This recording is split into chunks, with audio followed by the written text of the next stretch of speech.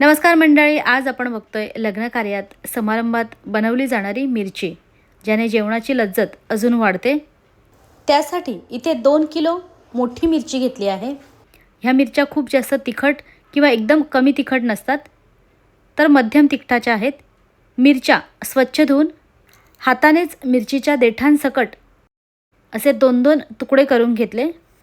फोडणीसाठी जाड तळाचं पसरट भांडं तापायला ठेवले। ह्यात त्या आचारी दादांनी साधारण पाव किलो तेल घातले। तेल तापल्यानंतर 2 मोठे चमचे मोहरी घातली। मोहरी छान तडतडल्यानंतर मग 2 चमचे जिरे घातले। जिरंही छान फुललं। आता उभा पातळ चिरलेला कांदा, कांदे साधारण 400 ग्रॅम घेतलेले। हाय फ्लेमवर कांदा मिनिटभर परतला।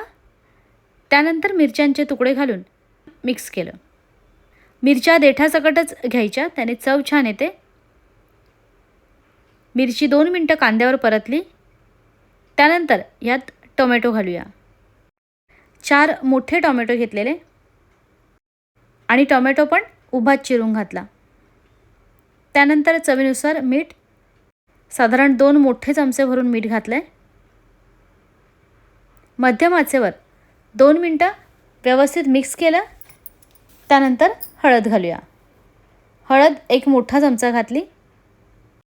मीठ, टोमॅटो घातल्याने मिरचीला थोडंसं पाणी सुटलंय। व्यवस्थित मिक्स करून मध्यम आचेवर झाकण देऊन शिजवूया। ह्यात पाणी घालायची गरज नाही आहे, वाफेवरच मिरच्या छान शिजतात। झाकण देऊन 5-6 मिनिटं शिजवलं। मध्ये एकदा झाकण उघडून मिक्स केलेलं, कारण ह्यात पाणी नाही आहे, खाली तळाला करपण्याची शक्यता असते। मिरच्या आधी आपण झाकण न देता 5-6 मिनिटं मिक्स करत आणि नंतर झाकण देऊन 5-6 मिनिटं अशी 12 ते 13 मिनिटात मिरची बऱ्यापैकी शिजली आहे। खाली खूप जास्त नाही, असं थोडंसं करपलं की मिरची चवीला छान लागते। मिरची मऊ झाल्यानंतर ह्यात खमंग भाजलेल्या शेंगदाण्याचं कूट घालूया। पाव किलो शेंगदाणे भाजून घेतलेले।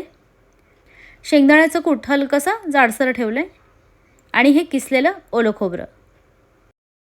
ओलं खोबरं एकतर खोवून घालू शकता किंवा असं बारीक किसणीने किसून घातलं तरी चालतं। मिरची तर शिजलेलीच आहे।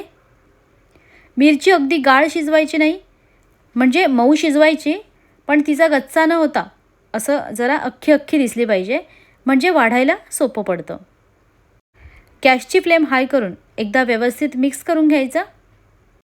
ज्यांच्यासाठी हे जेवण बनवलं त्यांना ही मिरचीची भाजी एकदम झणझणीत हवी होती, त्यामुळे ह्यात गूळ घातला नाही। म्हणजे त्यांनी तसं सांगितलं होतं की यात गूळ अजिबात नको, म्हणून गूळ घातला नाही, पण चवीपुरतं यात 2 चमचे गूळ तुम्ही घालू शकता। वरून बारीक चिरलेली कोथिंबीर पण घालू शकता। खोबरं, दाण्याचं कूट घातल्यानंतर 2-3 मिनिटं हाय फ्लेमवर परतलं। त्यानंतर गॅस बंद। मस्त झालेली ही मिरची सर्वांना खूप आवडली। ही मिरची बऱ्यापैकी तिखट होती, अगदी भाजीसारखी न खाता थोडीच खायची असते। आपण घेतलेल्या प्रमाणात दुसऱ्या 2 भाज्या असताना 50 ते 60 लोकांना ही मिरची व्यवस्थित पुरते। नक्की बनवून बघा। आवडल्यास लाईक आणि शेअरसुद्धा करा।